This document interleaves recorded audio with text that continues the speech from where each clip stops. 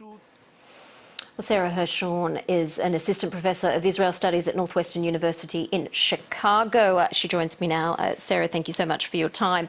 First of all, will he get immunity? It's very uncertain. At the moment, there is no parliamentary committee in the Israeli Knesset that can even consider Netanyahu's request because Israel is now headed to its third election and does not have a government and therefore does not have any parliamentary committees standing to consider this request, which will not happen at least until the 2nd of March, when the third Israeli election in a calendar year will be held. It's a relatively strong case against Mr. Netanyahu. He denies any wrongdoing. But why doesn't he step down? Well, this is a question that is very much on the minds of the Israeli public at the moment. While Netanyahu is entitled to bring an immunity request before the parliament, it needs to satisfy certain criteria, which include discrimination, bad faith, or his inability to carry out the duties of the parliament, and it does not seem that his personal political scandals will necessarily meet those criteria.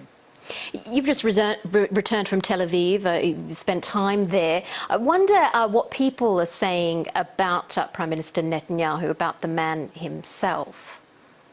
Well, I think there are two sides of that coin. The first is those who are extraordinarily frustrated that Israel has been without a government for nearly a calendar year, and may place the blame at the feet of Netanyahu, who has been unable to form a coalition in the last two governments.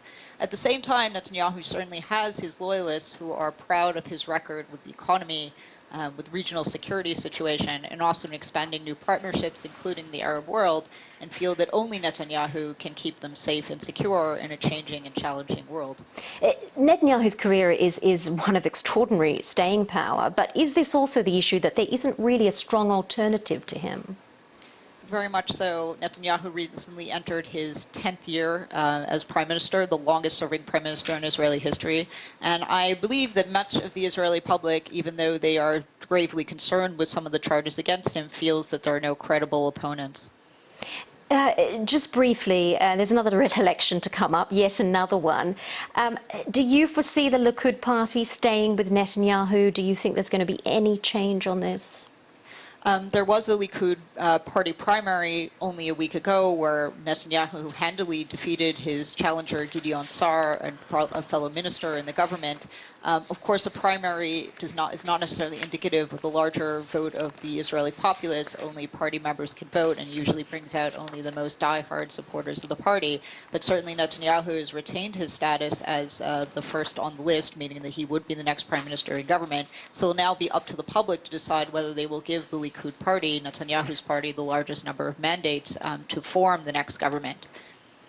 All right, Sara Hirschhorn, we'll keep an eye on those elections in March. Thank you very much for your time. Thank you. Happy New Year.